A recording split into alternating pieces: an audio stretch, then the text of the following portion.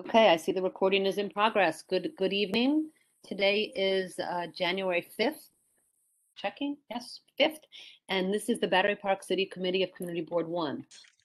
Welcome everyone who's here. My name is Justine Kucha. I'm chair of this committee. My co-chair is Kathy Gupta. We've got Betty Kay, Bob Schneck, and then you're gonna lie down in sofa. Jeff Galloway, Jimmy Sung, Robin Forrest, a public member, Sarah Cassell, and I think that is all who are here right now, but we have quorum so we can move forward.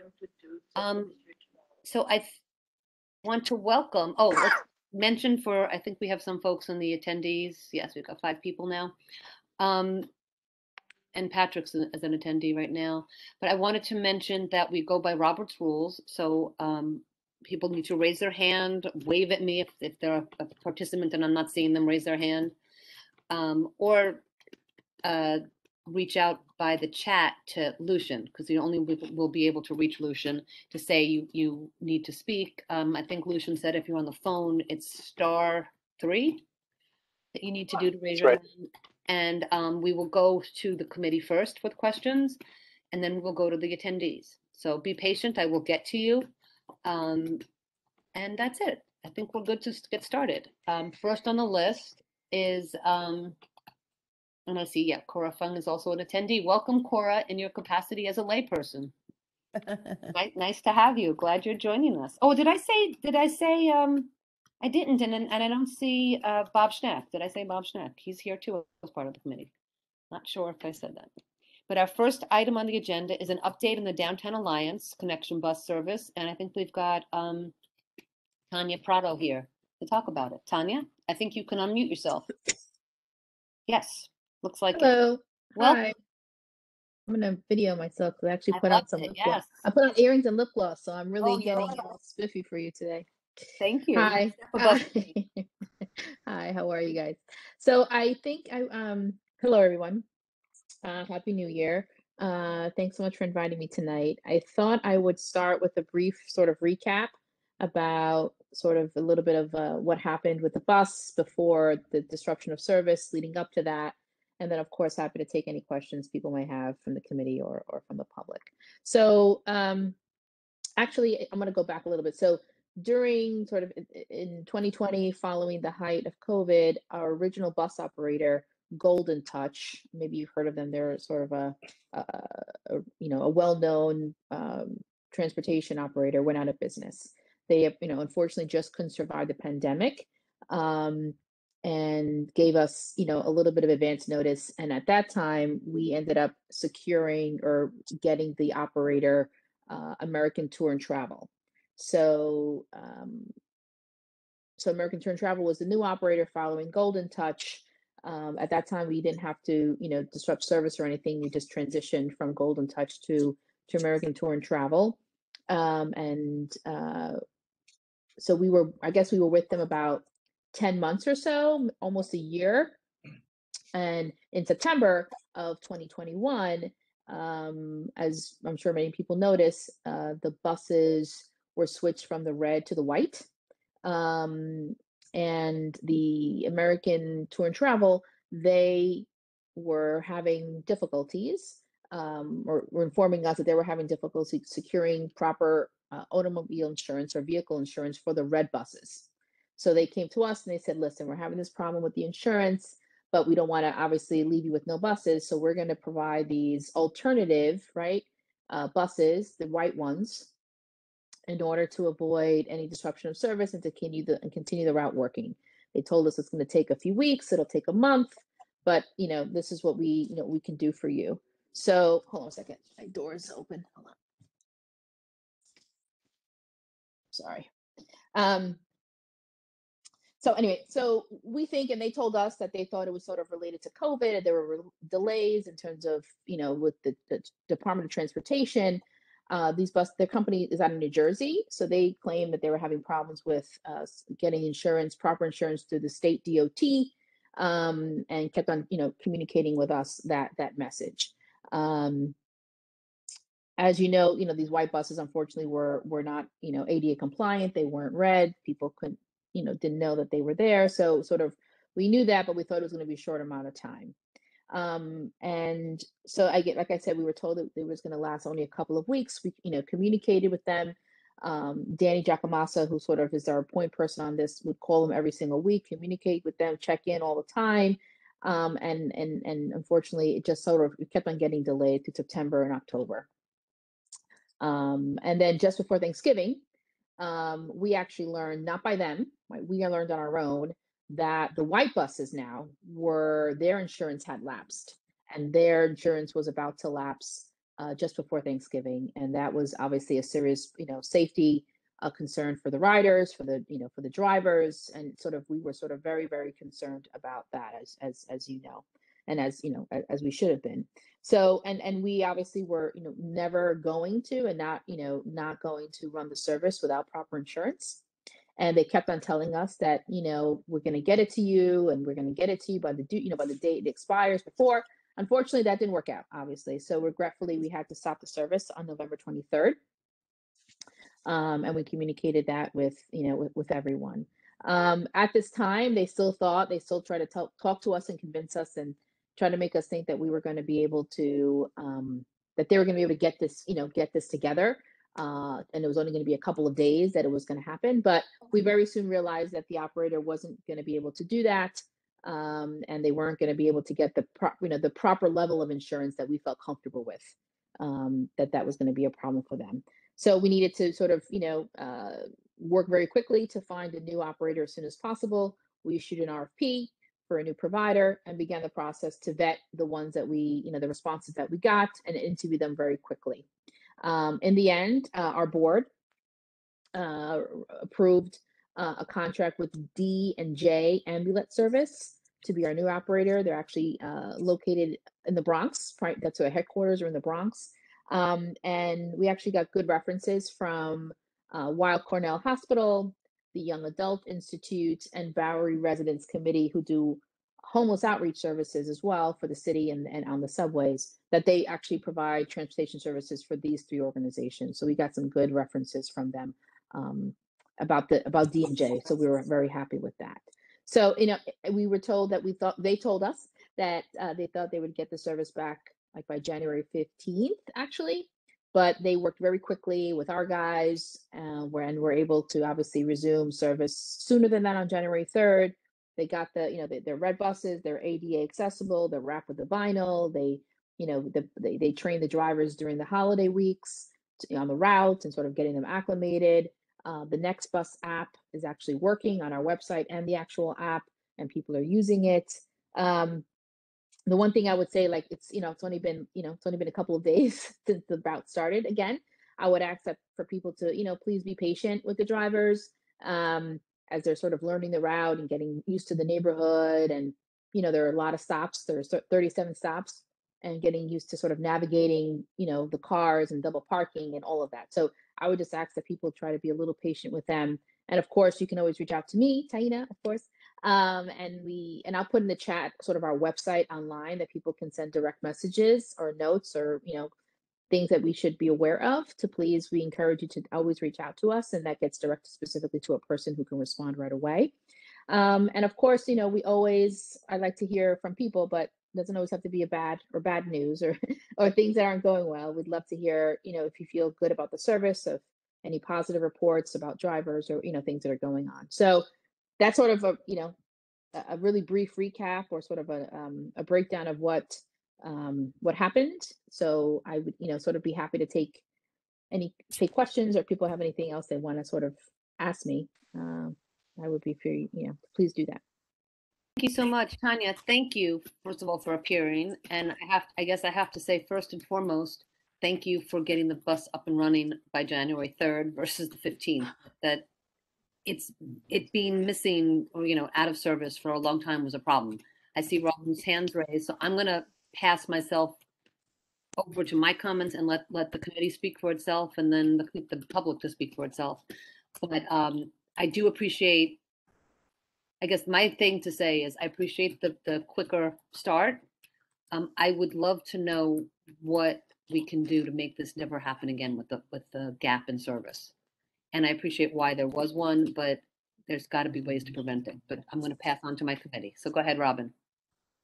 Hi, Tanya. It's a long time. How are you? Good to see Yes, a long you. Yeah. time. Yes, we had coffee ages ago, right? It feels like a whole Ages. life It's a ago. lifetime ago. Yes, I yes, just wanted to a point of clarification, really, or sure. 2 points. One, the red buses, didn't the Alliance own those buses?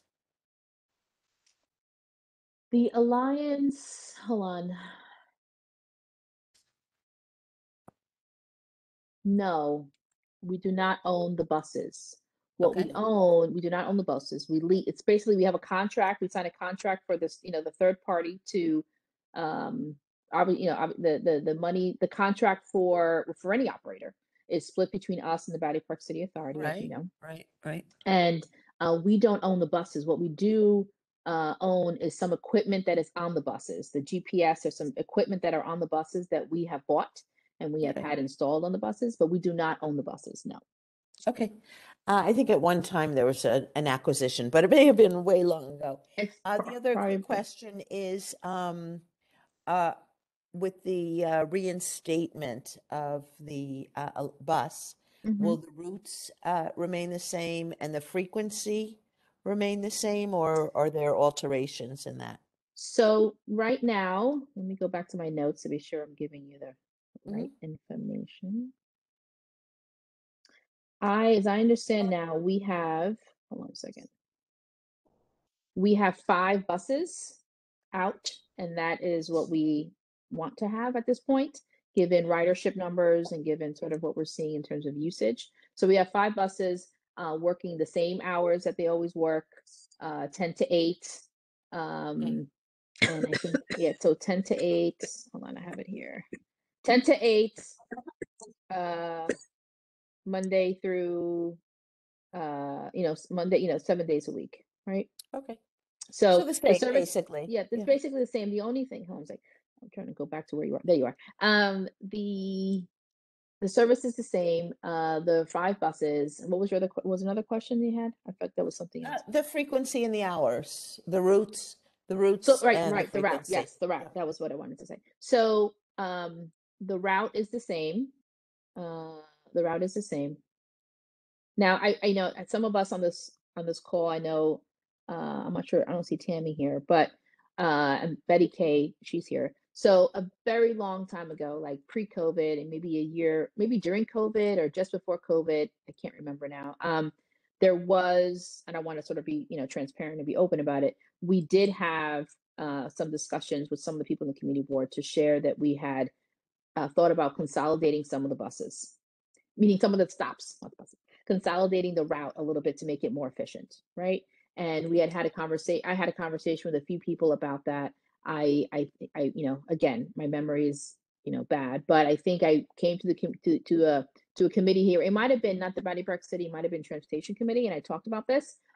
And we had made the inroads with the Department of Transportation to do that. Then COVID hit, and then they sort of were this is not a priority for us. So then it sort of just died. And I will say that now that we have a completely new operator at this time, if we were to pursue that, which I think we're going to revisit, we're going to wait for the operator to get, more comfortable and all of that. If we were to pursue that, we'd have to sort of start the clock again. And the new operator needs to apply to DOT. We would help them with that, to then sort of, start that process again of consolidating a few stops. I think in the end there were 5 stops, 2 stops going north and 3 stops going south, or some version of that. And then rerouting the U-turn to make it safer and less traffic buildup on the West Side Highway. So again, I don't have that's like as much of an update as I have about the route, but I wanted to be sort of transparent about that point. Thanks. Very helpful. Thank you. Tanya, I'm going to jump in and just ask a question. Then Betty, maybe you help clarify, because I recall discussions about the route. I also recall there being an issue about some stop being moved by 276, by the Jewish Heritage Museum, and how they wanted something. Yeah. They didn't want it moved. They did want it moved. And I know it was whatever it was really strong. And I'm hoping Betty remembers what it was. the school, well, Betty can chime in, but the school wanted to stop and DOT said no, right? So Yeah, DOT that didn't was want it. to stop. We didn't understand why DOT didn't want to stop. We wrote a letter to DOT about it. We spoke to Ed Pinkart about it. We want to keep the stop, have no issue with that stop being for the school and for the family. So that was not we didn't understand. There wasn't even a clear explanation as to why why they didn't want the stop. Again, now with the new, Adams administration, that would be something that, out with the old and with the new, maybe this would be something that would be seen from a different, have a different take on that. But that was something that DOT wouldn't even really tell us why. We didn't understand it either. So, but there was the school definitely wanted it. I know Tammy was really involved. The principal wrote a letter. We wrote a letter. It was I thought it was very strange. I didn't understand what that was about. But we don't have what the school wanted. We don't have right now. Is that correct? Correct. That is correct. It went away before the new change. All right. That is correct. And one of the things that we were proposing in our plan was to change some of the stops, but to request that we wanted to add the stop for the school. It wasn't just taking away, it was adding the one for the school. All right. I guess what I would say, and I would leave this to the purview of Betty, because she's just better at this than I am with the transportation. But when you're ready to make any changes, please come to us first. Whether transportation committee or here, but let's just talk about it if in fact we're going to make any changes or propose any changes, so we can have some input. That would be great. Yeah, and this way, why find out that nobody likes it if after you've gone through all the effort? If everybody likes it the way that it is, but again, let's do that. And then remind me again of the name of the new company. I tried to write it down and I got distracted. Like D like David, and J Ambulette. Ambulette. Interesting. I'm gonna send you. Actually, I have their website up, and I'm gonna send you in the chat their website. They provide transportation services for, like the young adult initiative, their group that, provides transportation for adults that are developmentally challenged. They dealt with people with patients. They provide, and because they say ambulette because their vehicles are smaller, right? Our buses are sort of if you think of, what is it called? If you think of like a paratransit or, these vehicles that transport senior citizens, it's sort of that sort of model. And that makes sense. I've seen them. I was very happy to see them. So thank you for that. Yeah. I see Marianne has but her that's hand. the company. Sure. Perfect. Marianne, go ahead. You have to unmute yourself. You can do it, I believe. There you go. I'm Marianne Braverman, and I'm one of the 5 members of the steering committee for the Battery Park City Seniors. I apologize deeply because I only got in to the meeting 10 minutes late. I was having a lot of trouble with Cisco. It happened last year at the beginning of the year, and it's happening again. So, Taina, I don't know if you covered the questions I had emailed you about the dates when things happened. And go to your email. Let me see. So like the first, I'll call it the red bus, but when the red bus first went out last year, what was the date of that? Do you recall? Yes. So I don't have the exact, I think it was like around mid-September. I don't have the exact date. I can get it for you, but it was in other words, September. when you switched to the white buses, it was that late in the year? I was told when I had a discussion with the guys, they told me mid-September. To switch from red to white. Okay. Yes. And I know they each have a company name, but so that company, the company that we ended up, breaking the contract with is American Tour and Travel. They're the ones who weren't able to secure insurance. And that's the red bus or the white bus? White. They're the same. They are the same.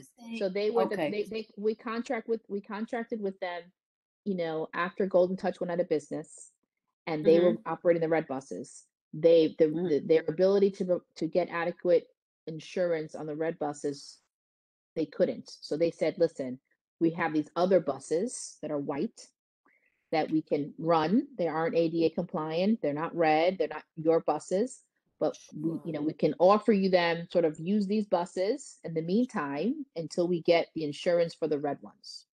That was supposed to be a few weeks. Obviously it wasn't. And then they came back to us, and then what ended up happening is that the white buses, again, same company, American Tour and Travel, the white buses, their insurance basically was going to lapse just before Thanksgiving. And we were, we can't, I mean, having buses on the road without insurance was just a non-starter, right? So, when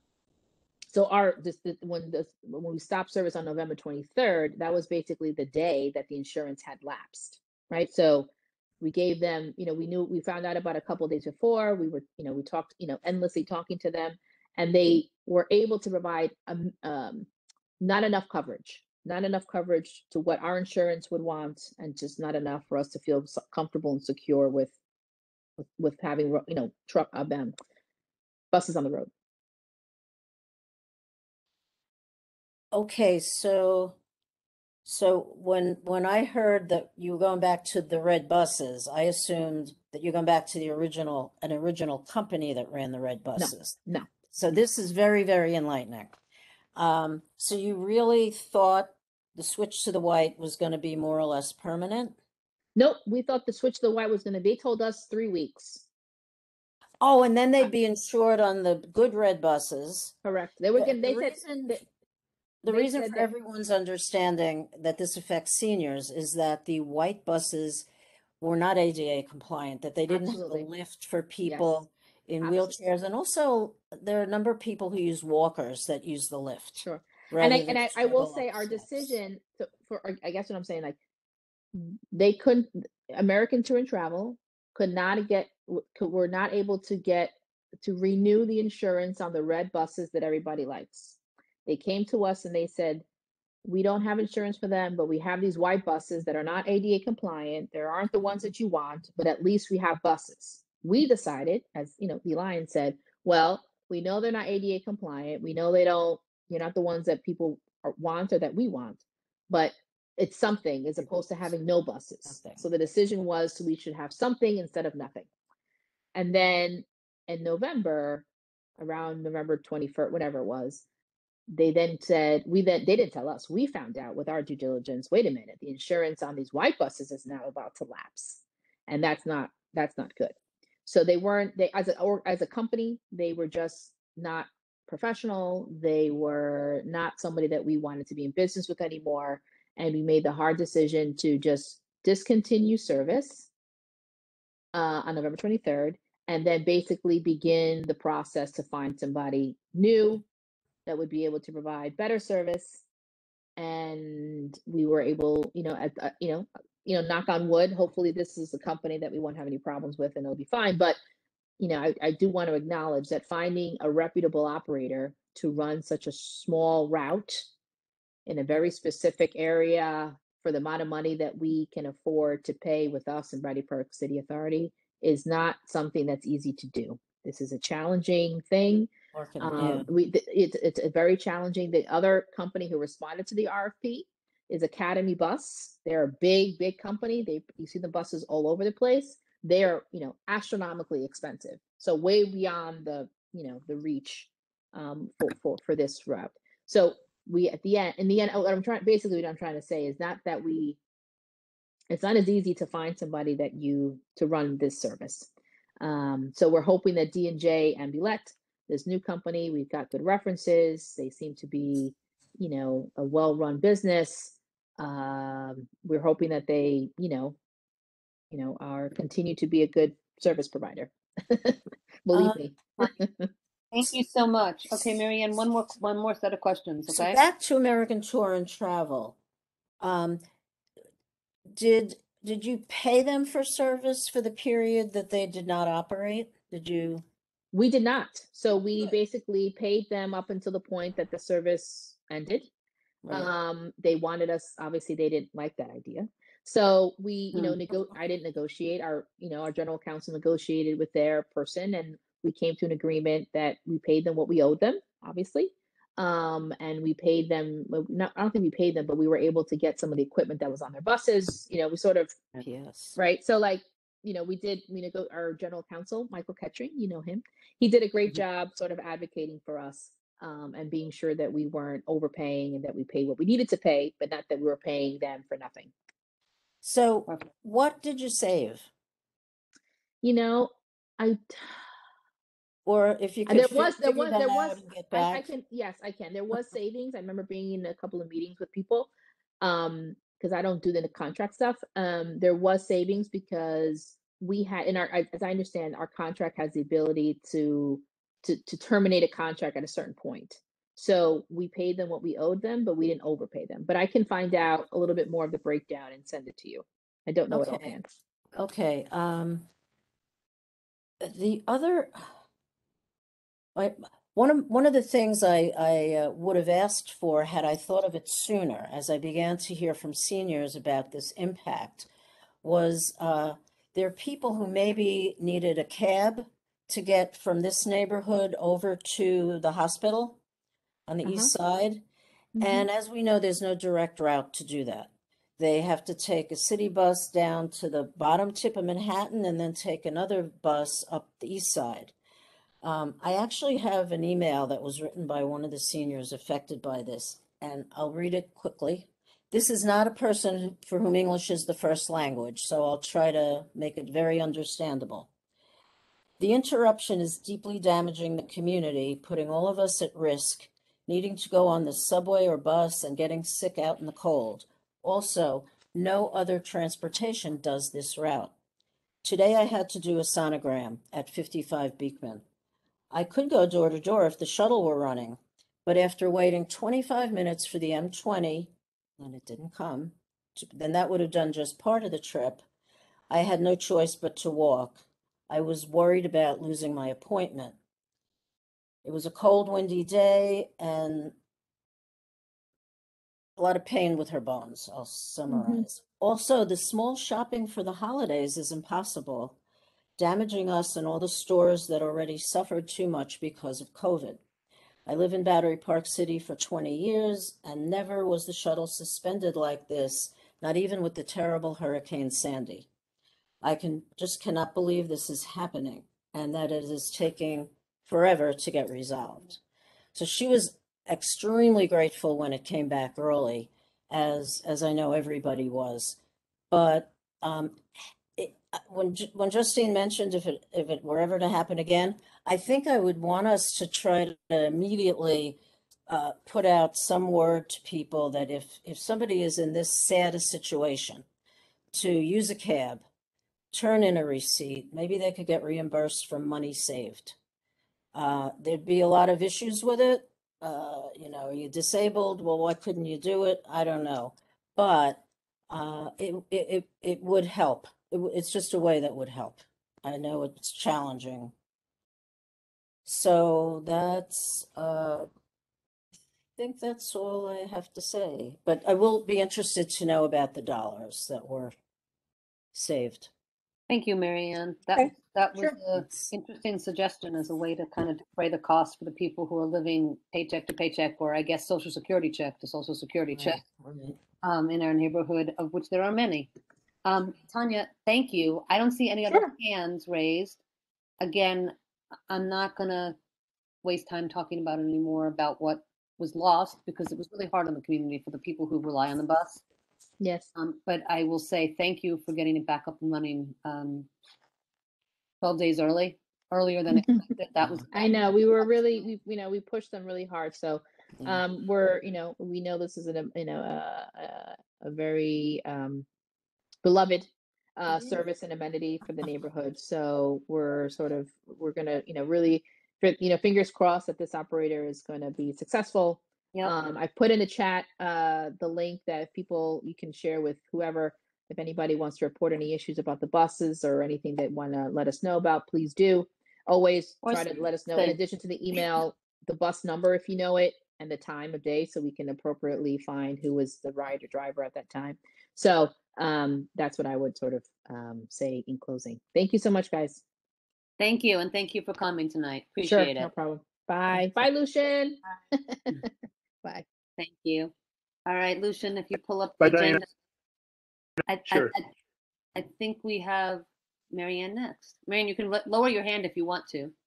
Oh, there's a way to do that, right? Yeah. Thank you. Got it. Okay. So here we go. We have Marianne next as the update on the seniors Okay, so last year I talked about how the seniors were managing, and we were in the midst of COVID. 2020 was mostly about simply helping seniors to get access to, wipes and masks, and neighbors volunteering to help them get groceries, for example. But we did start that summer with a few things that we could continue. And one was the sitting circle, where a couple days a week seniors would sit out on the esplanade, because by then we learned fresh air was pretty safe. And we got started the chair yoga class that we had been having at Asphalt Green. We got that instructor to do it on Zoom. And so even though Asphalt Green was shut at that point, we were able to keep that going. Does everybody have a sense of what the Battery Park City seniors are? Yes. I think so. I mean, Not sure. I mean, pretty much it's just emailing people about what's available, what's going on, and then interacting with any agencies that can help give the seniors programming, fitness, socialization. So 2021's almost been a little tougher because expectations rose. The hardest part was early in the year when vaccines came out and they were so hard to find, and we were pushing out a lot of information about places to get vaccines. We finally found that they could even be done at home by the Department of Health if you were of a certain age or disabled. So I think that helped a lot of people. But we also, as the summer began, we thought it was going to be freedom. And then COVID got worse again. So for the seniors, we were good outdoors. Battery Park City Authority resumed their outdoor fitness. Their fitness that had been indoors, they resumed it outdoors. And seniors were able to socialize and walk and be outdoors over the summer. But we lost some of that as we got into the winter. Thanks to Battery Park City Authority, though, they did move the classes indoors. In Six River Terrace, they have an appropriate kind of ventilation that is safe. And thankfully, the seniors are vaccinated as a group, and they had to prove that to go to those Battery Park City Authority classes. So that has been helping. Also, there are some activity groups that members took some leadership. So the photography club, the knitting circle, somebody kind of helped them within the group to keep on going. So the knitting circle, for example, met outdoors on Gateway Plaza's terrace in the summer, but now they're in Hudson Eats. So they've taken initiative to keep themselves alive.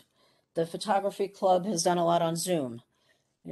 However they work it, they're showing their photos, they're commenting, they're socializing. And that's an important part for the seniors of any activity, whether it's about art or about health or about any topic. They're having a chance to see each other and talk to each other. And people really have needed that through COVID, especially, but seniors need it all the time.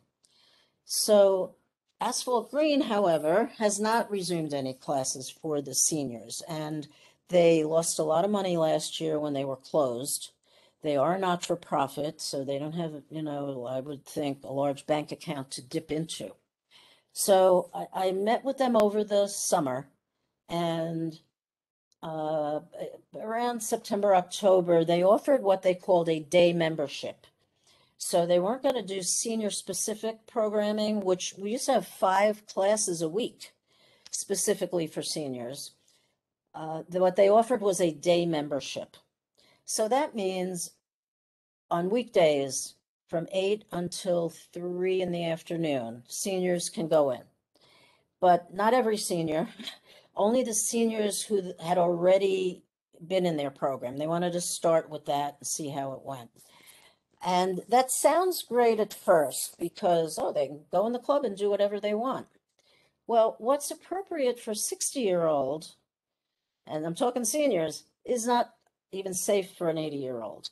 So a Zumba class that a younger senior might do is not going to help and could hurt an older senior. The one thing that has been positive about this, I will report, is the pool, because that was never available. And so I know at least one senior who was always a swimmer, and the fact that she can swim back and forth is good. And also there are water fitness classes. And so seniors, I understand. Question. Go ahead. If I could, I want to ask Oh, a yeah. question. So the programs, the 5 classes that were before were senior specific and they were free, weren't they? Correct. And now that it's in membership. Oh, but it's day a free membership they're giving. Oh, okay. Free membership, but there's no specific senior specific classes. Correct. And the free membership means they can attend any class. But Got it. Yeah. you know, what's there are a lot of one is not people. good for all. Yeah. In fact, one of the seniors who well, I'll leave that for later. Let me continue. So there's access, and it's pretty much they're able to go there when it's not otherwise busy. So I don't want to, thumb my nose at it, but they're letting, when people who go into an office are not going to be in the club, and when children are in school. Seniors can't go on the weekend. So as this was working out in December, I had a couple of meetings and with another member of the steering committee with Nick Spordone, because the fact is that Asphalt Green, free rent in their facility, they are obligated to give back to the community for that setup. And so, I wanted to see what could be done as we move along towards getting some or any of those classes back, especially the chair yoga. Now, I mentioned that we had continued it. For a while, the instructor took donations from the people who attended. And then last year, we began to pay him on a, regular basis. And as of the end of last year, we've used up all funding. So through Margaret Chin's office, we got funding from the Department of Aging. And that is on a July to June calendar. I think, I'm not 100% sure, but I think that's the city's fiscal year calendar. I know that, but I think we've used up our funding through June, which is not a happy place to be. So I was concerned about maybe nudging Asphalt Green again to get yoga classes at the least started. And Nick, on behalf of the authority, intervened with this, met with the manager there. And the answer was, they'll look into it, which felt a little vague to me, because Nick and I had also talked with others at the authority about possibly using Six River Terrace for yoga. And then, how does it get paid for, and how does it get structured, and so on. But as long as we're waiting on Asphalt Green for an answer, we're not moving ahead with an alternative. So I've been pushing a bit to get some kind of resolution. Asphalt Green says they have staffing issues, but in addition to funding. So I'm just not sure. I don't feel hopeful about them. I'll just put it that way, that they're going to be ready, willing, and able to do any more. Let's see. So my biggest concern at this point, and I don't know how we'll resolve it, although, we'll keep working with Nick and the authority, is to get that chair yoga class going again. A quote from a senior who, when she saw the newsletter that it was over with. So sad to hear that Jason's yoga classes may not be continuing on Zoom. What an extraordinary teacher. His regular class at Asphalt Green was the first yoga class of my life that I ever wanted to continue with. Then, as I aged and was unable to lie flat, his chair classes were what I most looked forward to. With COVID, his Friday Zoom sessions have been an incredible lifetime and have done a lot to keep me fit in the absence of in-person teaching. My thanks to Jason and everyone involved in providing the classes. I dearly hope there will be a way to resume in the future. So to be quite honest, everyone, this is why I was pushing on what money got saved from the buses because any extra money, I know that the authority pays a good portion. So if the Downtown Alliance saved money on the buses, maybe they need to give some money back to the authority. Maybe the authority could spend some money on these yoga classes, whether on Zoom or in Six River Terrace, to give people this back. And again, there's socialization even on Zoom. You know, there's a lot of chatter among the people as it starts and as it's ending. So we love that teacher, but if it has to be someone else, and it can be someone else, then we'll go with that. But I as I said, we'll keep working on alternatives to get more fitness available to the seniors, even you know, especially now that they can't get out and walk, or you know, the weather's cold and so on. And now with the bus back, they can take the bus from Six North River End to Terrace. South End, wherever we run programming. That was another hurt going on for the seniors without the bus to go from the South End up to Six River Terrace on Mondays and Tuesdays when the authority's running programming. So And that's our Marianne, story. you're good with Zoom yoga, chair yoga, or you're good with in person at Six River Terrace? We could do it either way, and I would supplement. Mm-hmm. Yeah, because some people would rather do it on Zoom, and Mm-hmm. other people have missed yoga because they just can't deal with Zoom, and then they would come and be present. So you know, if we could have the class in person and then also send it out on Zoom, that would cover a lot of people. Yeah, And I will hybrid. encourage anyone listening, if you've ever done yoga, don't poo-poo chair yoga, because you can get a good workout. You don't have to, we don't sit on the chair for very long. And you don't have to lean on, if you don't have to lean on the chair for support, you're going to balance and you're going to get a good workout. End of story. Okay. Marianne, thank you so much. That was a You're great welcome. update. Appreciate it. And thank you for your comments. And Okay. hey, so Nick, I think you're next. And if you have anything you can add, maybe you'll tell us some good things about what is available for the seniors as part of your update. Or do you want to have Patrick go first? Whatever's easier for you. I'm leaving that in your hands. You're on mute, sir. You're on mute.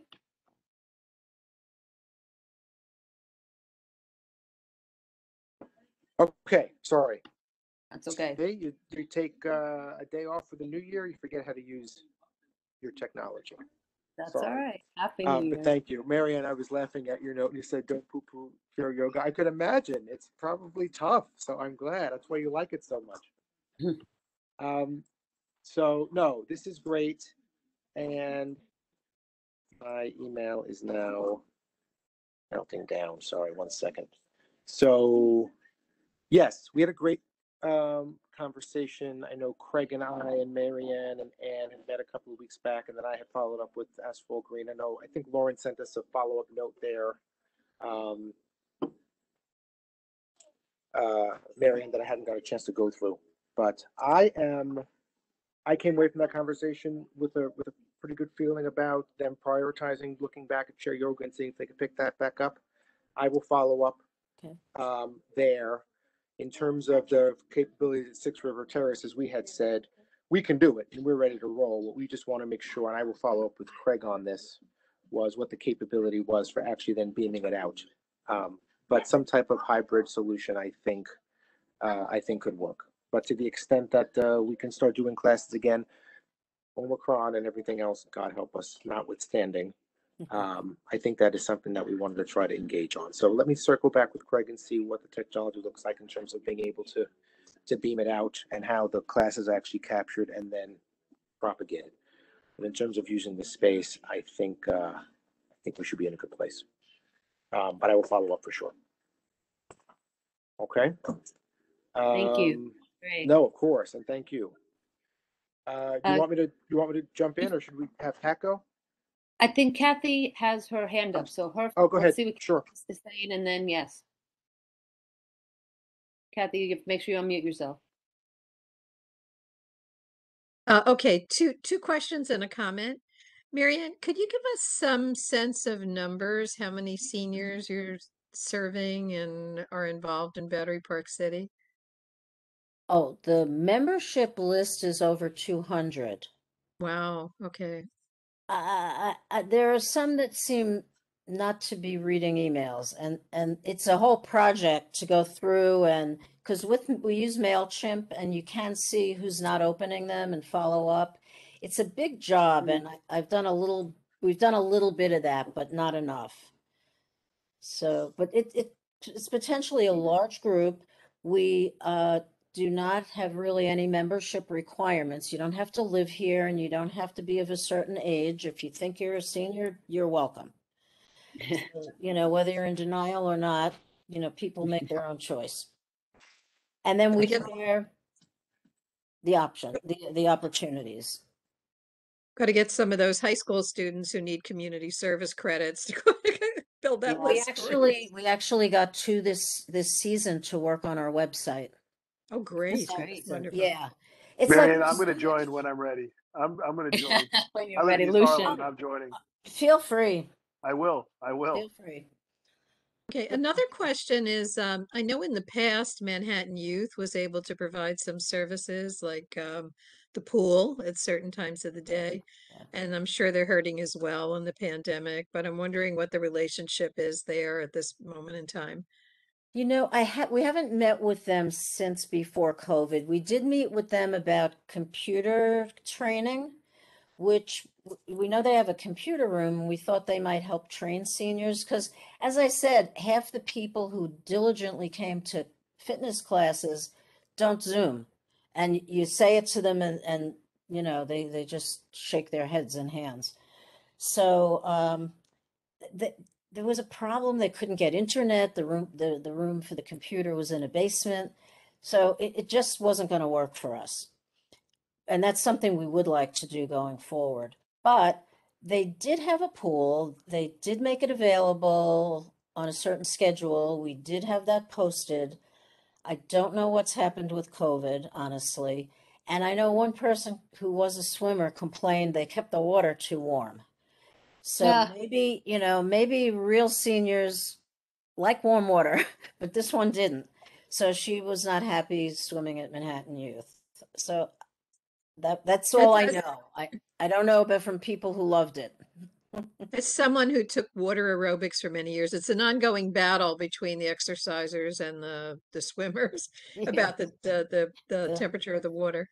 Yeah. And finally, if the bus service is up and running again, it may not be an issue, but I use a Midtown hospital that runs its own shuttle bus in between its different facilities. And I just wondered if Columbia Presbyterian might have something like that where they could, in a crisis, add a senior stop in Battery Park City or That sounds great. I've never seen their buses. I have seen NYU buses going around, but I just assumed it was for their staff and or students and so on. So, but I know NYU has a lot of hospital locations, and they were using it to shuttle. I assumed staff. I didn't know if it was for, clients or patients. email me, I'll fill you in Great, offline. great. Yep. And Accessoride. I mean, if again we get in, I know that people are very ambivalent about it, but and if you only need it for one appointment, it's probably not worth it. But Right.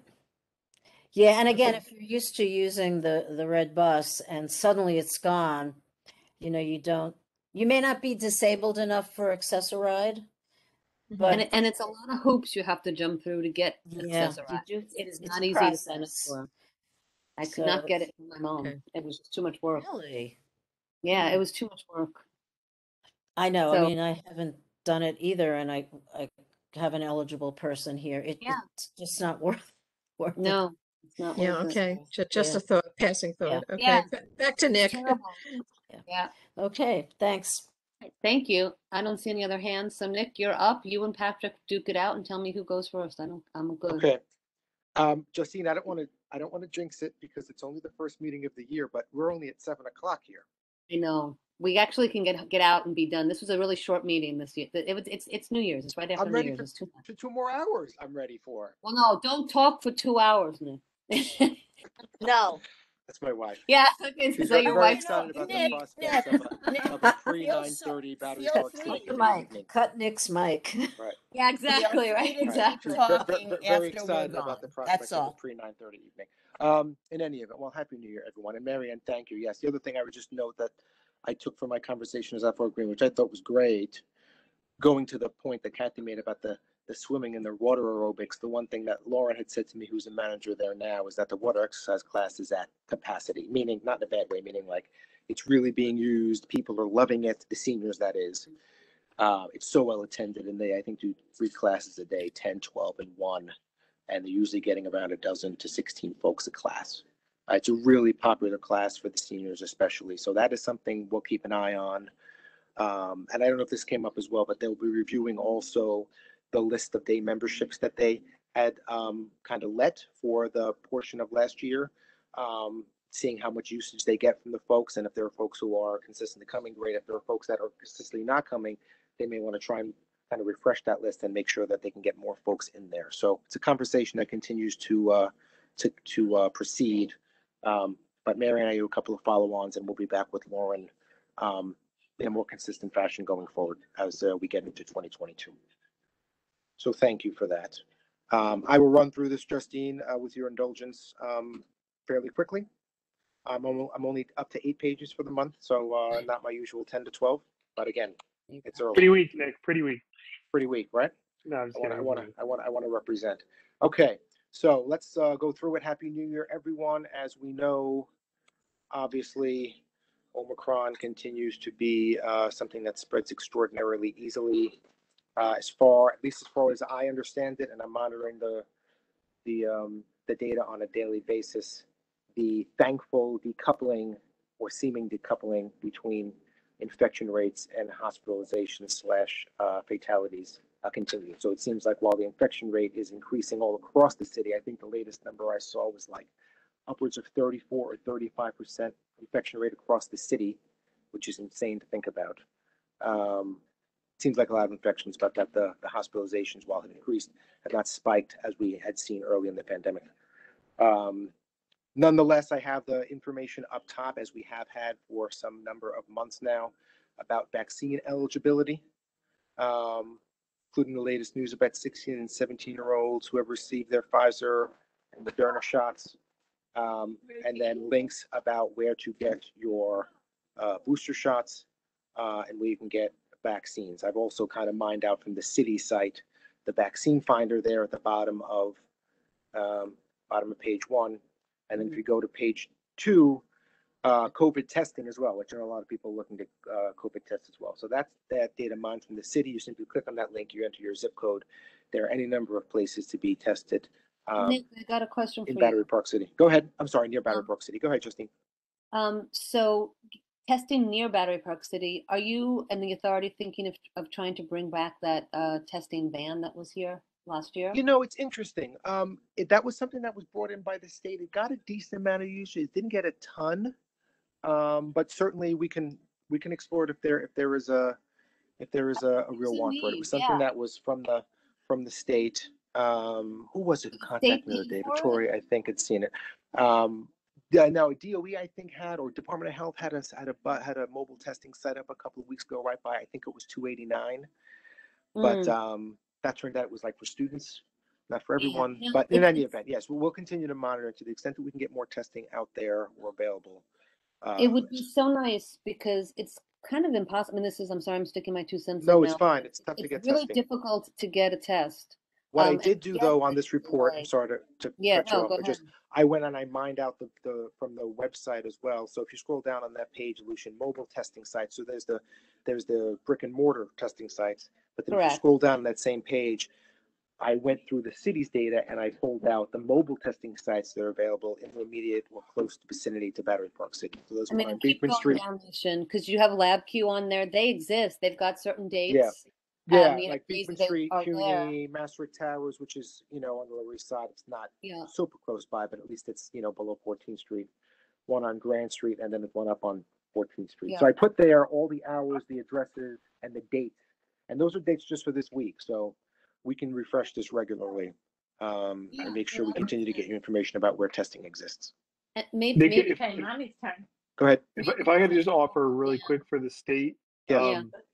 the state office building in Harlem, I know it's a bit of a schlep, but 125th Street has, I've heard reports that it's very underutilized by people seeking tests. And I looked today and there's lots of appointments for tomorrow. Oh, good. So if that's it's a an option schlep, for people. though. Yeah, no, Yeah, it's bit of a hard schlep. because it's a schlep. But I guess the other side of the coin is you can stand outside in the cold for 3 or 4 hours, which is what I was doing for Lab Q in front of Whole Foods. But that was that was all you And had. many That other was going places, back to be under actually, 20 so. degrees. Right. Okay. Thank you, Thank Lucian. Nick. Hi, Justine. No, thank you. Okay, so going then ahead to page 3, we just had a quick little note there. We wanted to thank, hi, sweetie. Hold on a second. Sorry, my daughter is getting excited to eat dinner. Top of page 3, I wanted to just thank certainly Councilmember Brewer and I'm sorry, Councilmember. Well, I guess it is Councilmember Brewer Yes, now. now it is. Former Borough President Brewer and immediate past Councilmember Margaret Chin for the many years of service. There's a collage there of some highlights around the neighborhood. There's the bridge dedication back in June for the Robert R. Douglas pedestrian bridge. There's a picture of Margaret Chin and BJ at the 50th Jamboree, which was the Jubilee celebration for Battery Park City's 50th birthday. And then the Fresh Fruit for seniors back in times when we can all gather indoors without masks. Hopefully to come again soon. So anyway, thank you to 2 extraordinary public servants. And we really wanted to make sure that we took a moment here to thank them again this evening for what has been an incredible partnership and a real productive careers in the public service. So thank them both for that. Coming up in Battery Park City, we teased this last month, but our winter events calendar is out January and February. It's linked there. We have also there, it's now available in the New York State's 10 top non-English languages. So if you click on that link, you will see it's available in Spanish, Italian, Korean, Russian, traditional Chinese, Haitian Creole. I'm forgetting a few others, Italian, Arabic. But it's available there in different languages as well, as we continue to make sure we have an eye toward diversity and inclusion. Scrolling down, the one thing I would note is that we have, hold on one second. I'm going to go into the other room.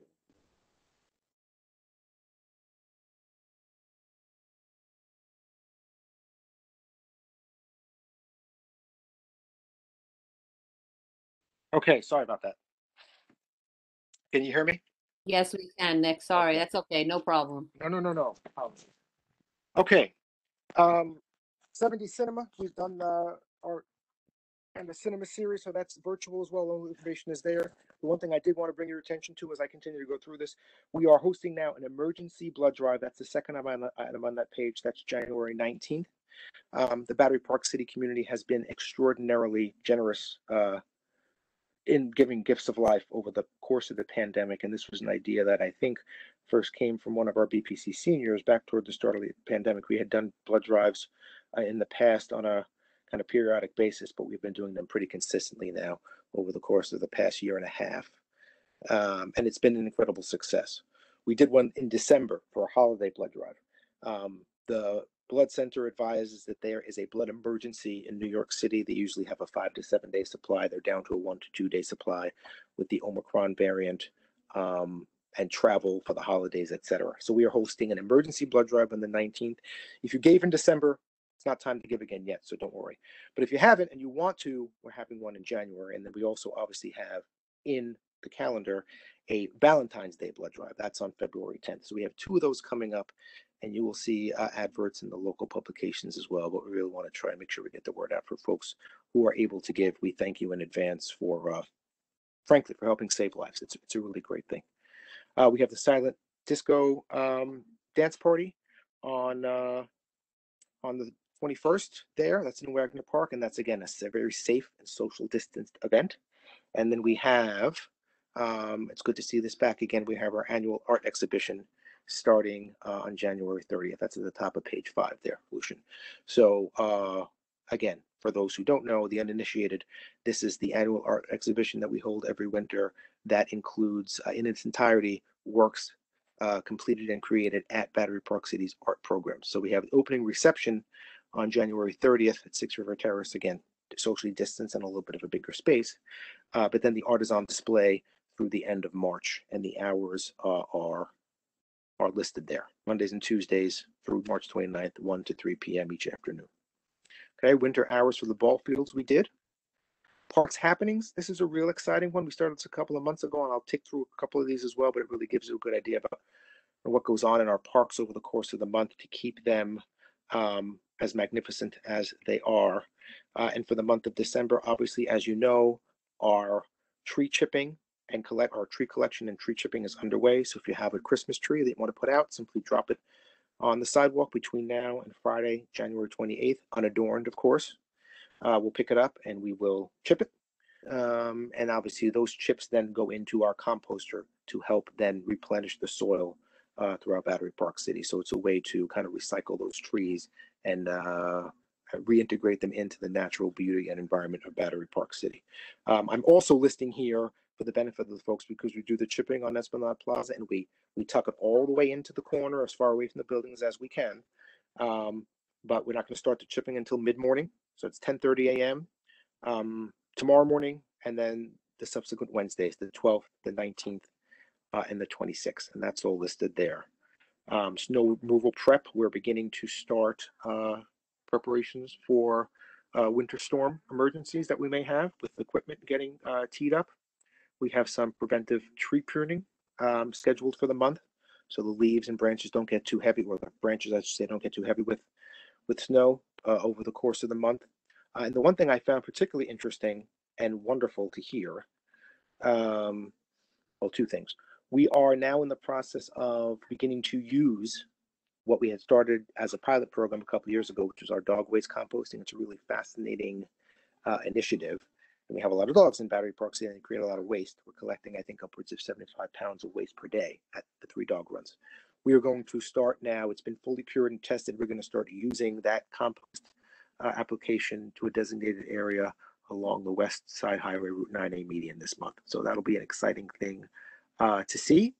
And then the last item there is we will be doing our regularly occurring analyses of the soil of Battery Park City. This is just something we do as a matter of course, which I found fascinating to realize.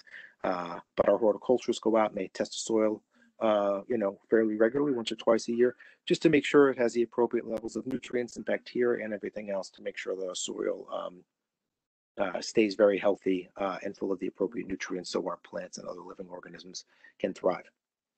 Okay, thank you. We can roll down there to the resiliency updates. I've tried to narrow this down a bit. It used to be a full page of meetings, but I've tried to now. Lucian and I also follow Diana. Is just kind of give you the bullet points. So for each of the projects, kind of a coming up, and in case you missed it, being just that kind of the most recent things. So thank you to those who attended the Northwest Battery Park City Resiliency Project meeting in December. It was a really great meeting. The video and the presentation is there, and what we did was we had 3 breakout rooms as well, which allowed us to focus on some specific items and gave all the participants a chance to kind of go through and have some time with some of the project leads. All those videos are linked there, as well as the presentation. Next milestones will be the Progressive Design Build contractor shortlist will be developed as a response to the RFQ we had sent out, and then we'll be issuing an RFP for the Public Design Build later this month. South Battery Park City Resiliency, we have RFP packages for the first 2 construction components being issued later this month. And then the EIS component, that's the environmental impact statement process.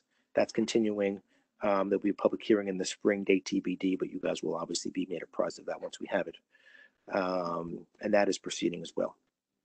Okay, and then we have obviously the presentation and the video from the environmental impact statement public scoping meeting that we held in October. So thank everyone for that.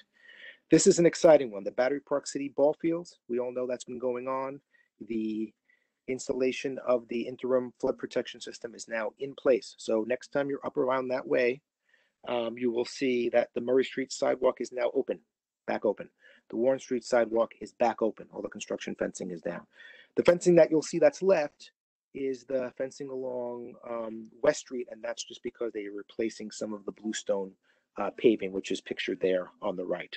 But that fencing itself, also along West Street, should be removed, let's say, by the end of the month or so. So the field and the areas around it entirely will be opened up again. The only thing outstanding there would be some of the plantings that have to happen in the spring. And you will see some of the trees and the understory plantings in the springtime. Okay, New York City Police Memorial expansion is continuing. And then I will just run through a couple of, I'm sorry? So when will the police memorial be finished, if you know? Oh, I have to get you an exact date. We have, we're working through some of the considerations with the granite because the names are etched in a certain way. I will get you more detail on that. I should, next time I come in February, I should have a better sense of it. But it is nearing completion.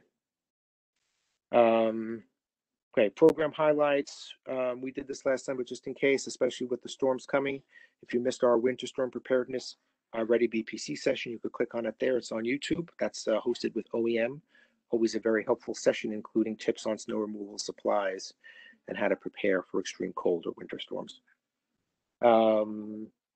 This is exciting as well. So we all know about the Mildred Howard House in Belvedere Plaza, which is a temporary art installation, which is going to be on view through spring 2022. Coming up in the spring is a new temporary public art installation that's going to be coming up. Again, it's not going to be anything that's, it's going to be on hardscape, and we will have more information for the community board on that coming soon. But it's in very much keeping with the idea of having Battery Park City as a haven for public art. In this case, temporary installation, much like Mildred's house is. But it is an exciting thing to behold, and we're working with a group that specializes in bringing awareness to the carceral state and social justice generally. So more to come on that, but that's very exciting, and you could read more about that there in the blog post linked at bottom. And Nick, you're saying you'll put it on, not on grass? Correct. Temporary, and not on grass in any event. Do we have an update on the other temporary relocation? Oh, yes. I'm so glad you reminded me of that. I spoke with Barbara about that today, and she said, isn't a report? I said, I just finished the report written wise, but I will bring it up to Justine. Yes, you will recall that last month we talked about temporary relocation of 3 art pieces to account for the coming construction for the South Battery Park City Resiliency Project. It was Ape and Cat, it was Eyes, and it was Resonating Bodies. We had a good conversation here with the committee. There were some conversations subsequent to that conversation. So what we have now is the Ape and the Cat will be on where we discussed, which is the east end of Rector Park, on that hardscape, those bricks. The other 2 locations, we are working to identify alternate locations that are not on grass. You haven't decided yet, and it's still up and it's still being decided. Is that correct? Or yeah, we've identified 2 pieces we think may work for them, and I'm cautiously optimistic. I think it will, in ways that are kind of obviously not blocking traffic, but also not on grass in a way that can be there for in a way that's accessible and available for people to enjoy over the course of the project without being put away. So Nick, we're just doing the analysis to make sure that subsurface wise and the load bearing wise it can take that. If it doesn't work, if for whatever reason those locations that we think we've identified don't work, we'll be back to the community board as we were last time to discuss some additional options. Thank you. And I want to thank you for being responsive. I know our committee looked at it and we were okay because we believed it was temporary. After the fact, I'm not sure that everybody on the committee is aware. A bunch of people from the neighborhood spoke up and said, no, this is not okay. And the authority, as responsive, they were responsive to come to us. They actually kept the dialogue open and they're looking at other places. So I think this is a win-win all the way around, that they're working with us. And I am grateful and thankful to the authority for keeping their ears open and trying to find alternate locations that are not on grass. Well, thank you, Justine. I appreciate it. Yeah, if like I said, if we had to draw it up, what we always wanted to do and what I've always tried to keep is I hate to sound corny, but what I've always tried to keep as my North Star here is kind of that guiding principle that I first talked to you guys about 6 years ago, which was do us a favor when you're doing these things, just come to us and engage from the start. So that was the approach. We had a good conversation. There were some developments after that conversation, which is fine. We want to adjust, and we want to try and make sure that we can keep SART accessible and available to folks over the course of the much needed resiliency project construction. I'm grateful So we'll be to back to you. taking, for all sides in, and I really appreciate that. And I'm hoping that, because Barbara, I know you were certainly a vocal voice in our meeting, and I appreciate your input and your comments, and I'm hoping that this is within reason in terms of, it's a continued dialogue. I'm not even going to say it's a compromise because there's no decision made yet. It's a continued dialogue. Either way, we'll be back. We'll be back with anything definitive when we have it. Again, we're not talking about moving the stuff tomorrow, but there was a timeline involved in terms of planning, which is why I want to make sure we got you guys in enough time to make sure that planning can happen in the order and with the appropriate time to happen. And I think that's most of it. So composting, we have the new dates for our obviously for the full year of board meetings there. That's I guess that's page 8 there, the listing of all the dates for the year. The first precinct community council meeting is scheduled for the 29th. Sorry, there's a typo there. It should be Thursday, January 29th, 6 p.m. They are back, unfortunately, to Zoom. They're not in person. They were in person for a couple of months. They're back to Zoom for obvious reasons. But that continues. And then we will have this leads us to Pat. Oh, one thing I would add, Justine. No, I think yes. The one thing I would add, there was the question about last week. There was the car. Yes. Yeah. So yeah, let me give just a background, but you can then fill in more. Yeah, for sure. This goes once again to people seeing something and saying something, but don't tell me, don't tell next door chat, which is where I saw it by a fluke that I was happening to look at my phone. Call Allied. If you feel the need to call and escalate it to 911, call 911.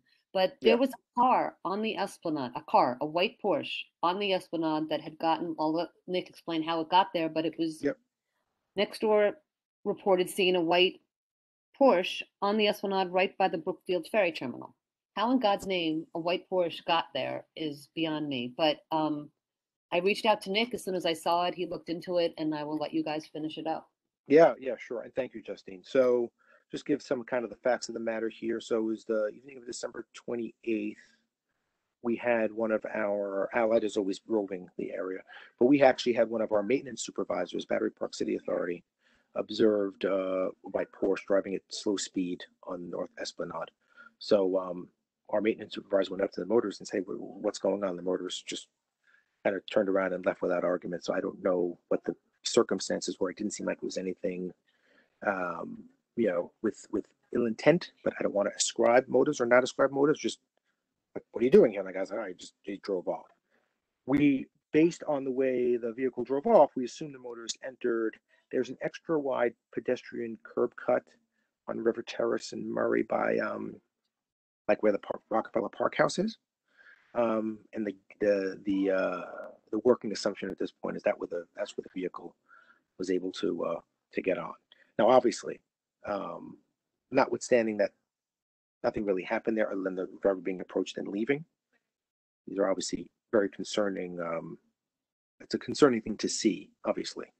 And we take pains to make sure that we are regularly putting and identifying areas where this may happen. Obviously, it's New York City. There are a lot of ways in and out and a lot of public space in Battery Park City. But certainly, we take great pains to limit vehicular access in the main, right? Even when it comes down to issuing permits for work that has to be done, which we talk about at some length in this committee. We limit the amount of vehicles that come on site only if it's associated directly with the work, not some foreman's personal vehicle that he wants to drive up, right? They got to park on the street. So we take great pains to do that. And we actually conducted a full security site assessment in 2019 that was tasked with identifying potential vulnerabilities in places where people can enter. And over the course of that time, you've seen some things entered or implemented kind of in a temporary fashion. So for instance, next time you're down Pier A, we have those concrete cinder blocks that are placed there to prevent any vehicular access to that area. There are concrete cinder blocks around the Irish Hunger Memorial on the north side with the same idea, right? So cars can't get on to that particular area. And there will be, as part of ongoing construction and ongoing resiliency projects, those considerations will be worked into the designs. So for instance, at the new design for Pier A, you'll see there are steps where kind of pedestrians can walk up and down, but there's also security measures and features built into that to prevent vehicular access. As an immediate stopgap measure, obviously, while it is happening, the authority is also purchasing additional concrete blocks, similar to the ones that I had mentioned at Pier A and Irish Hunger Memorial, for the placement at that particular location and other locations. And they can be repurposed once the permanent designs are implemented. So that's the long and the short of it. But Justine, thanks for reaching out. I'm glad we were able to identify it and get the vehicle off so quickly, but certainly something we want to keep an eye on. Yeah, no, it was disturbing when I saw it. Sorry, I'm plugging my computer in. It was disturbing when I saw that the post on Nextdoor, and then I'm glad for the information, but how quickly will you have that, I'm gonna call it a hole, plugged up? Oh, the new concrete blocks, the cinder blocks, that I think is fairly soon. I'll get you an exact date. Let me see if I can text now, but it's, we're talking about, in the immediate future. That would Not be saying great. tomorrow, but not like, Yeah, not 3 well, months. that would It's be gonna great, it's gonna be quick.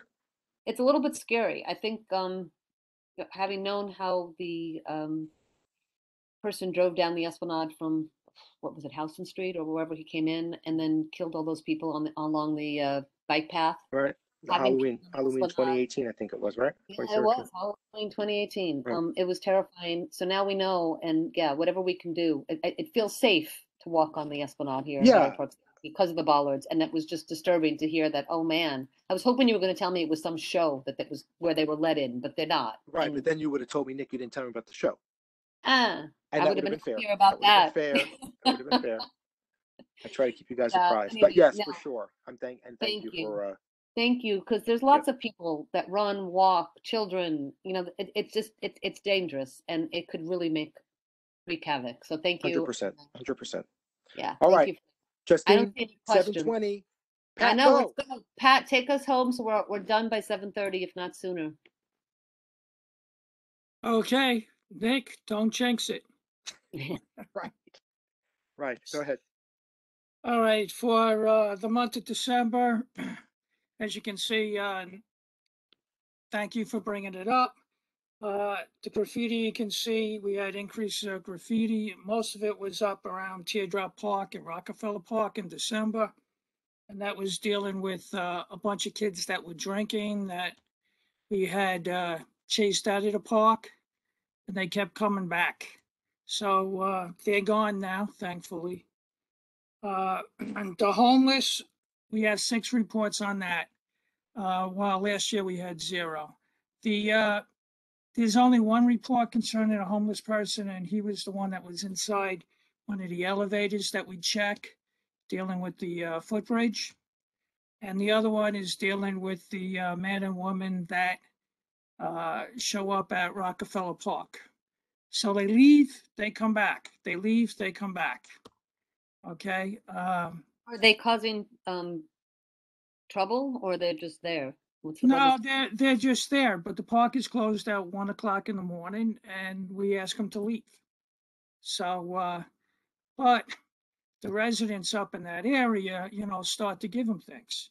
So now they're up to like 2 or 3 carts full of stuff.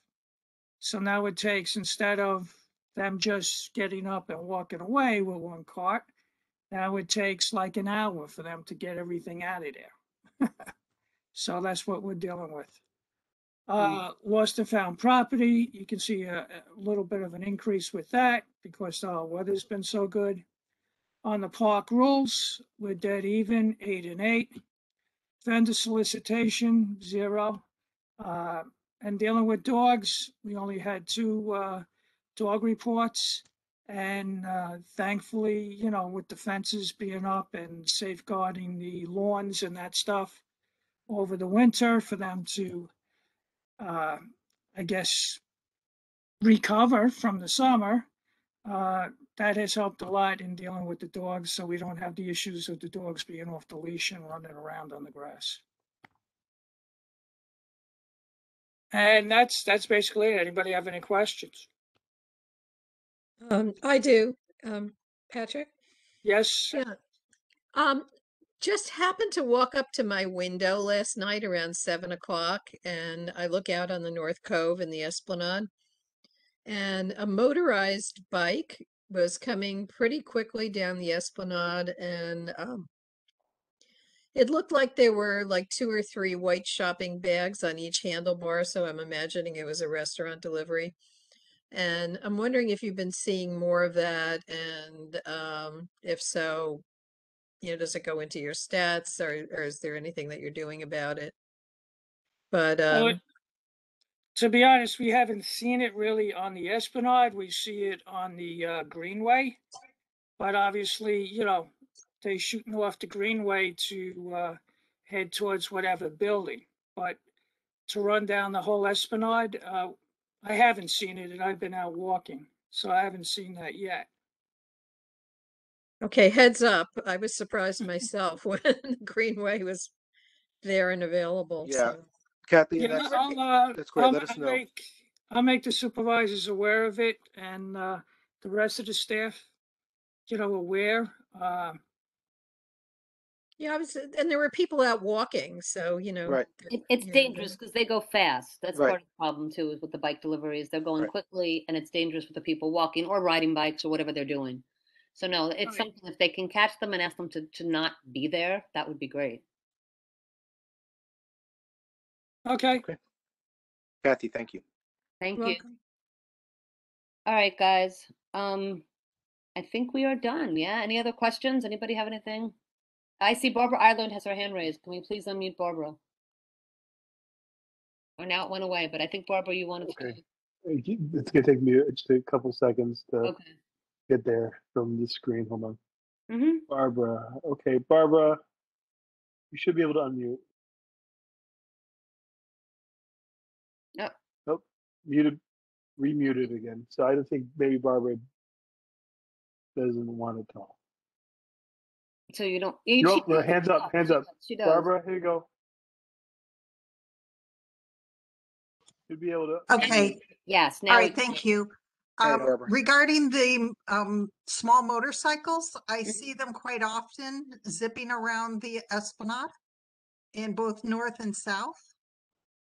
Regarding graffiti, there's quite a bit on South End Avenue, as Nick is aware, that have distinctive markings that I was wondering if offline you could track those markings with the police department.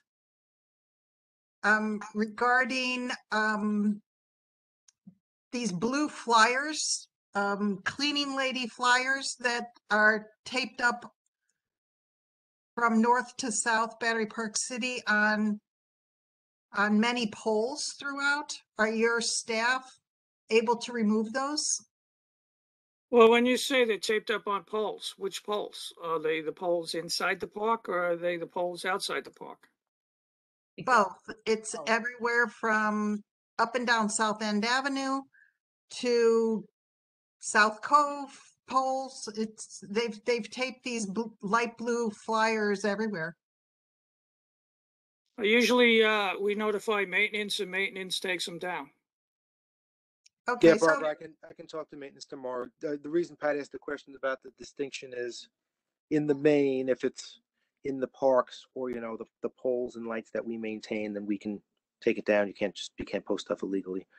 exactly. You can't post stuff illegally anyway, but if it's on the city pole, it's a little bit of a different kettle of fish. Doesn't mean we couldn't contact the city about it. We just want to make sure we can perhaps develop some type of coordinated approach for them maintaining their own poles. But yes, that's good. Thanks for that. I'll make a note of it, and I will keep an eye on it for blue flyers. Next time you're out, by the way, if you see one, just shoot me a text. You and I are text pals anyway lately. So send me a text and I'll get it over to them. But in the parks for sure, we can get those down immediately. Thank you. Okay. Thanks, Thank you. Barbara. Anybody else? I see nothing. If So- you hurry, you'll make it by Justine? 7:30. Exactly. I think we 7:28. can call this to a close. Thank you all. This was a nice short meeting for January. Hopefully just February will be the same. But thank you all and Happy New Year and have a lovely evening, everybody.